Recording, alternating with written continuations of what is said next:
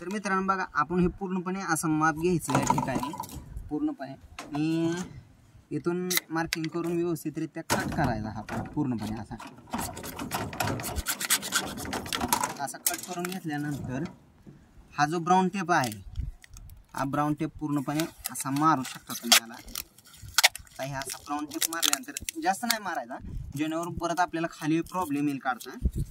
तर हे बेंड घ्यायचं पूर्णपणे मित्रांनो आणि या ठिकाणी लावायचा। एक कट करेल बघा मित्रांनो, या ठिकाणी पूर्णपणे मी पाईप पूर्णपणे पॅक करून घेतलेला। या ठिकाणी तुम्ही सोल्युशन लावू शकता। आता मी फक्त तुम्हाला दाखवण्यासाठी असं केलं की बाबा ह्या ब्राऊन टेपला फायदा काय लावण्याचा।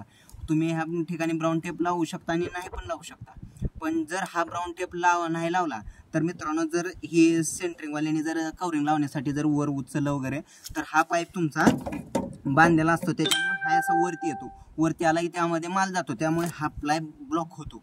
त्यानंतर तुम्हाला वायरिंगच्या वेळेस प्रॉब्लेम येतो। तर ह्यासाठी जर तुम्ही ब्राऊन टेप मारला तर तुमचा पूर्ण जरी पाईप वरती आला तरी काही प्रॉब्लेम येणार नाही, पाईपमध्ये माल जाणार नाही, त्यामुळे ब्लॉक होण्याचे चान्सेस नाही। तर मित्रांनो, तुम्ही अशा प्रकारे पाइपिंग करू शकता।